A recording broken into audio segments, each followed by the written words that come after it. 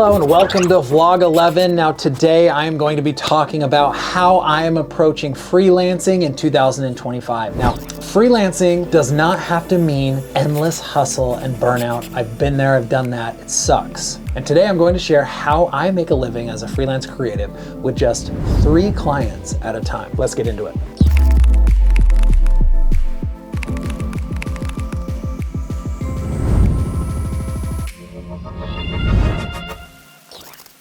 Why 3 clients max? Now here's the thing, working with too many clients as a freelancer spreads you too thin and the quality of your work suffers. I learned this the hard way last year as I transitioned from an in-house role to a full-time freelance creative. I even tried to juggle the 2 simultaneous for a while and I failed at both. Now by limiting myself to 3 clients max as a freelancer and structuring them with deliverables that are realistic and hourly expectations that are realistic, I can focus on delivering high quality content that is up to the standard that I hold myself to and that I know my clients are holding me to. Maintain a sustainable work-life balance and avoid burnout because the business that I am building is a marathon, not a sprint. Wink, wink to all my runners, huh?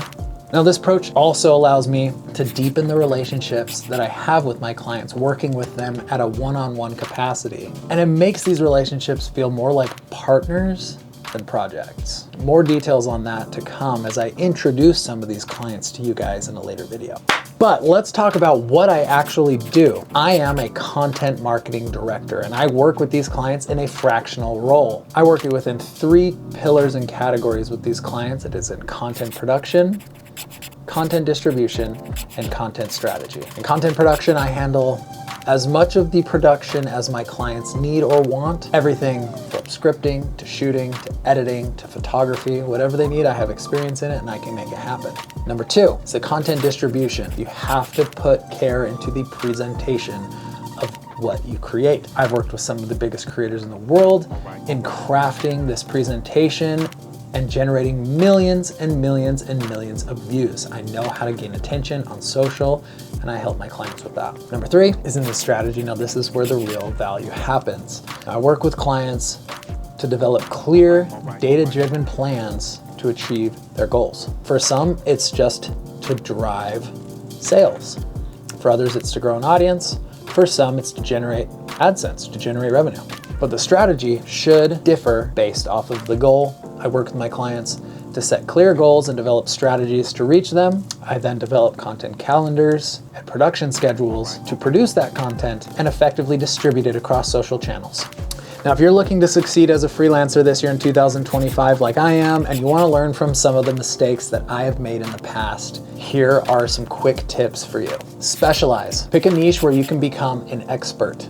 That can be in video production, that can be in the strategy side, that can be in the social media side, that can even be understanding a specific audience or a target demographic. But picking a specialty will help you stand out and land the clients that you want to land within that specific niche. Number 2 is value relationships. And I think this is the most important piece to anyone who's looking to succeed in freelance. Most of your clients will measure you based off of the relationship that you have and your ability to communicate effectively with them than they will over the quality of your work. If you can effectively communicate with your clients, you will retain them more often than not. So value those relationships and treat them like gold, because they're the most valuable thing to your business.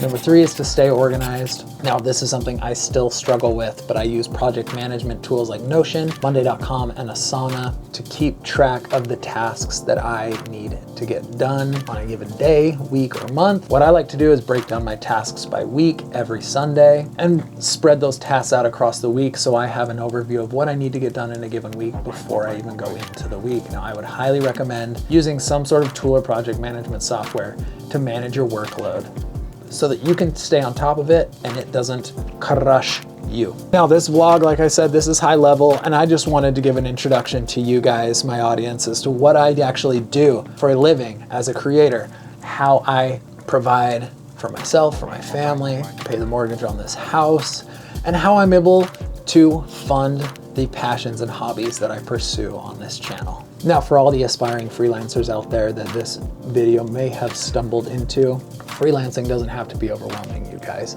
Create boundaries for yourself and say yes to less. If you found this video helpful at all, drop a like, drop a comment, subscribe to the channel. I've got a lot of great content coming out here on the channel, primarily centered around my pursuit of progress, centered around two things. I'm trying to break 80 in golf, and I'm currently training for a last man standing ultra marathon May 24th in Austin, Texas. I have 2 video series going around both of those subjects here on the channel. If that interests you, drop a like, drop a comment, subscribe to the channel. Thank you guys for watching. Today is day 11 of a daily video, or as close to daily as I can get, while managing my client workload and my family and everything else that life has to throw at me. Vlog number 12 coming tomorrow. Peace. Hope you guys have a great rest of your day.